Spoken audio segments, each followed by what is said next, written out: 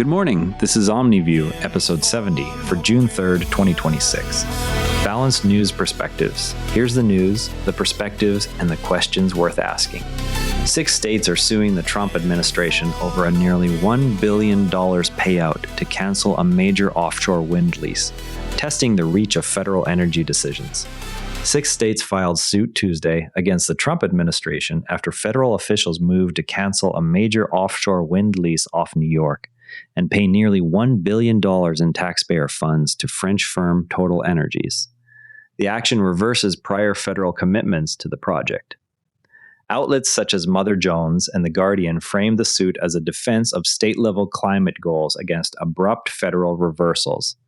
The administration's position emphasizes fiscal responsibility and a shift away from certain renewable commitments. The strongest case for the states rests on the principle that abrupt cancellation of approved projects undermines investment certainty and state authority over coastal resources, supported by prior federal approvals.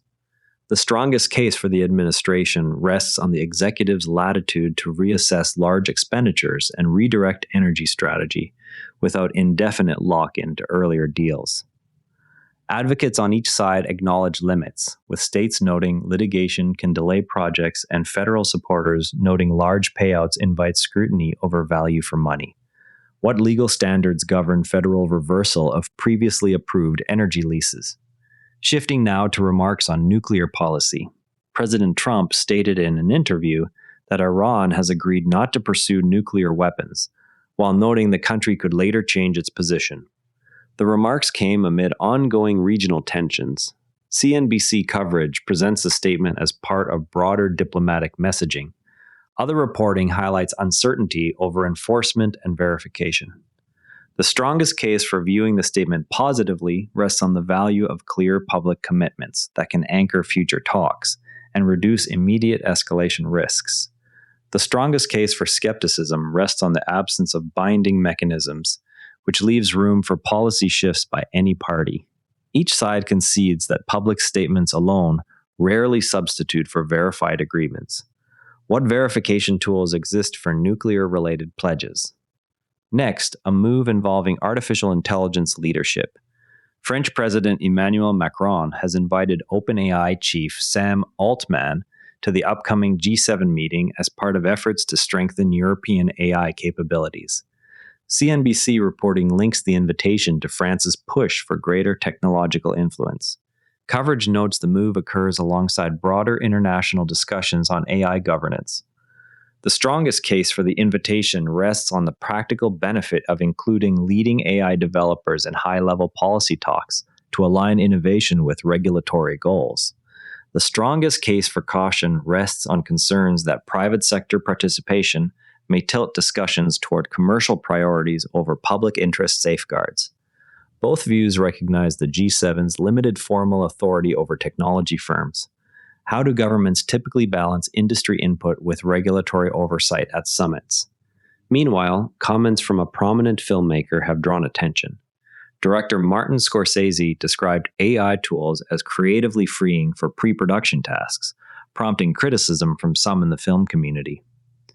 BBC coverage presents the comments alongside industry concerns about job displacement and artistic control. Supporters highlight potential efficiency gains without replacing core creative decisions. The strongest case for Scorsese's view rests on documented uses of AI to accelerate repetitive pre-production steps while preserving human oversight of storytelling.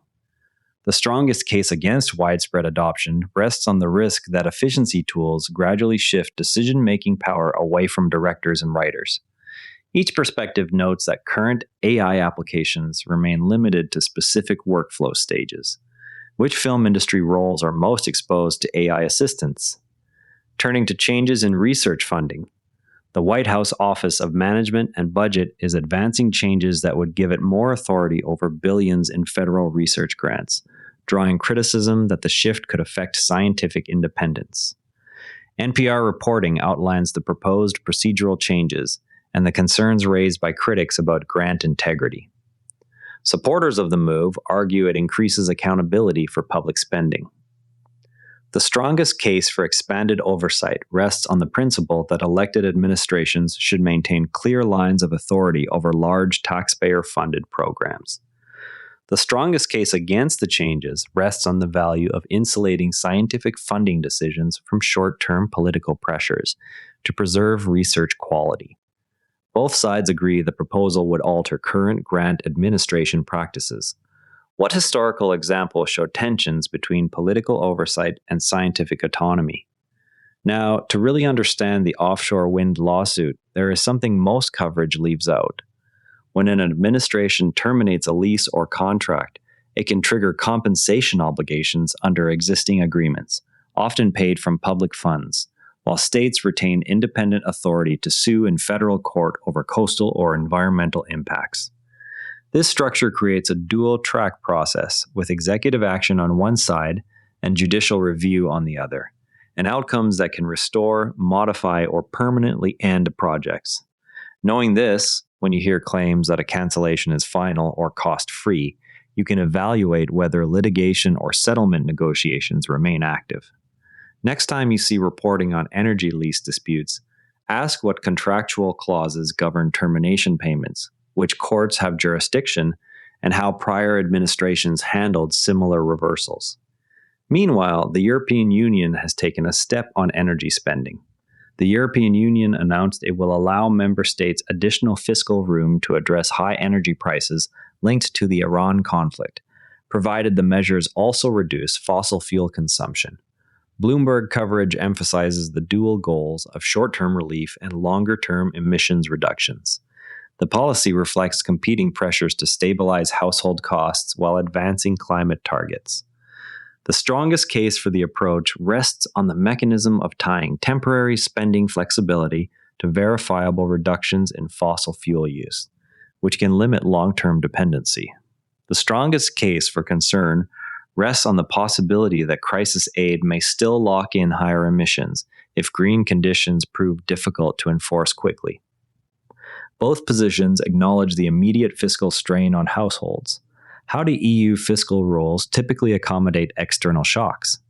In another development, Malaysia has acted on social media access. Malaysia has implemented a ban on social media use by those under 16, framed as a child protection measure, while critics question enforcement feasibility and data privacy implications.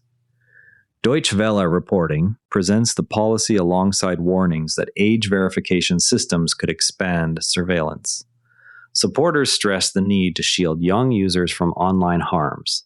The strongest case for the ban rests on evidence that early social media exposure correlates with measurable mental health and developmental risks in multiple studies. The strongest case against rests on the practical difficulty of accurate age gating without collecting extensive personal data that could be misused. Each side notes enforcement challenges in a borderless digital environment. What technical methods are available for age verification at scale? Tomorrow, watch for further details on how the 6-state lawsuit proceeds in federal court, and any responses from the administration on the payout. That wraps up today's Omni View. Remember, the best informed people read more than one perspective. If this show helps you do that, share it with someone who values fair coverage. See you tomorrow. And before you go, this show is part of the NARA Network, a family of daily podcasts covering tech, science, markets, and more. If you enjoyed today's episode, give environmental intelligence a listen, the Environment and Climate Policy Brief for Canada. You can explore the whole lineup at neuranetwork.com. This episode used AI voice synthesis of my voice. Editorial selection and analysis are my own.